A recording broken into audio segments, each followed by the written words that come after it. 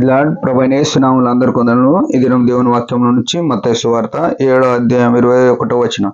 ప్రభువా ప్రభువా అని పిలుచు ప్రతి వాడును పరలోక రాజ్యంలో ప్రవేశింపడు గాని పరలోకమందున్న నా తండ్రి చిత్త ప్రకారం చేయువాడే ప్రవేశించును.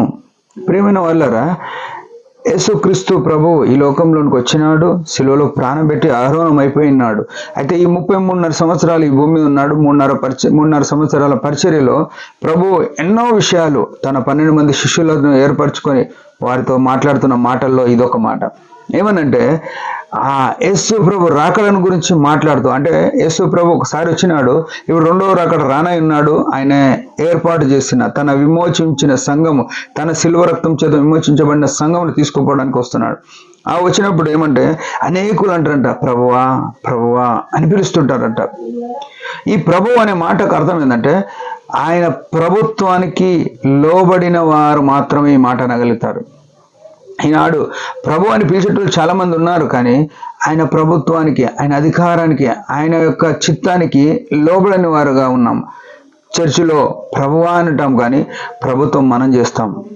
చర్చిలో మేము సేవకులం అని చెప్తాం, కానీ మనం సేవ చేయించుకునే పరిస్థితిలో ఉన్నాం.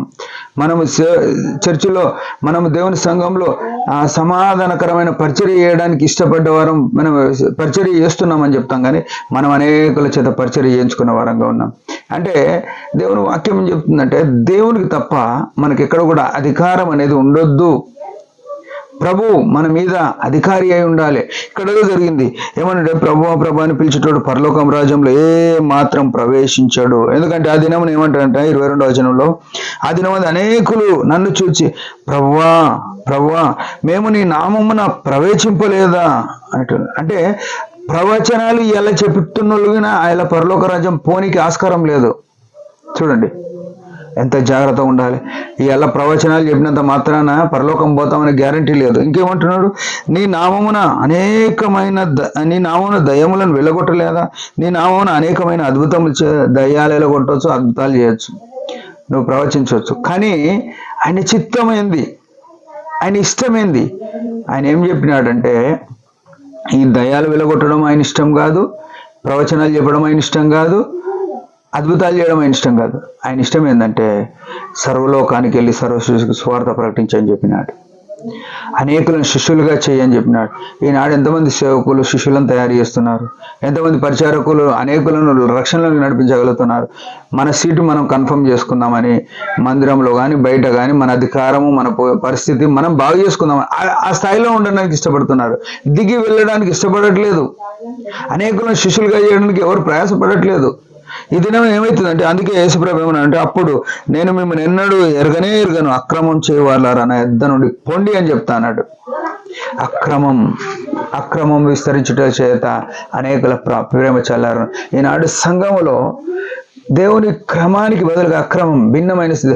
ఆనాడు ఎంతో మంది యేసుప్రభు ఏం చేసినాడంటే తన శిష్యులను ఏర్పాటు చేసుకున్నాడు. 33.5 సంవత్సరాల వయసులో ఉన్న యేసుప్రభు శిష్యులు తనకన్నా చిన్నవారిని ఏర్పాటు చేసుకున్నాడు. ఇలా 19 సంవత్సరాలు 20 సంవత్సరాలు 20 సంవత్సరాల వాళ్ళు 40 సంవత్సరాల వాళ్ళకైనా సంఘంలో ఎలాంటి బాధ్యత లేకుండా వచ్చి కూర్చొని పోయేటట్టున్నారు.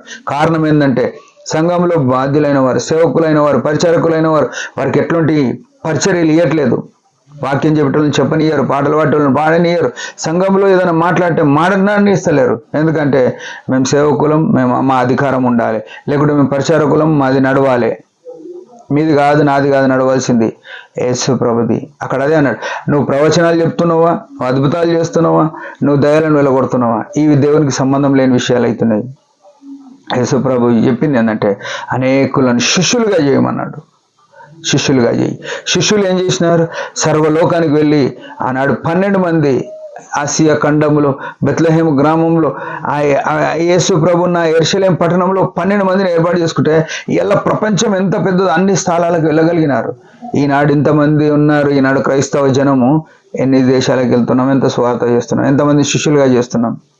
మన జీవితాలు మనం కట్టుకొని ఆయన చిత్తం ఏదో, ఆయన మహిమ కోరుకుంటున్నాడు, ఆయన తన చిత్తం ఏదైతే మనకు బయలుపరుస్తున్నాడు దాన్ని తప్ప ఇంకొకటి చేయొద్దు. ప్రవచనాల ద్వారా, అద్భుతాల ద్వారా, దయ్యముల వెలగొట్టడం ద్వారా కాదు, అవన్నీ జరుగుతాయి, కానీ వాటి కొరకు కాదు మనం ఉన్నది. మనము అనేకులను శిష్యులుగా చేయడం ప్రాముఖ్యమైన పనిని గుర్తెరిగి అనేకులను ప్రభు చెంతకు నడిపించి ప్రభు పని చేసేవారినిగా సిద్ధపరుద్దాం. దేవుని మందిరంలో ఎంతో మంది పని చేయడానికి ఇష్టపడే వాళ్ళు ఉన్నారు. వారికి దేవుని పని ఇచ్చి పని చేపిద్దాం. దేవుడు ఈ మాటలు దీవించిన చిన్న ప్రార్థన. పరమ తండ్రి యేసు ప్రభు నామములో వందనాలు. దినం మాకు ఇచ్చిన ఆయుష్ను బట్టి స్తోత్రము. మేము కూడా ఇలాంటి స్థితిలో ఉండకుండా ప్రభుని పిలిచేవారం కాదు, కానీ నీ చిత్తం జరిగించుటకు, నీ ఉద్దేశం నెరవేర్చుటకు మనల్ని బలపరచమని నీ ఆత్మసహాయం కోరుకుంటూ యేసు ప్రభు నామమును బట్టి స్తుతిస్తూ ప్రార్థిస్తున్నాం తండ్రి. ఆమెన్. మీరందరి పరిచయం గురించి భారంగా ప్రార్థన చేయండి. Praise the lord.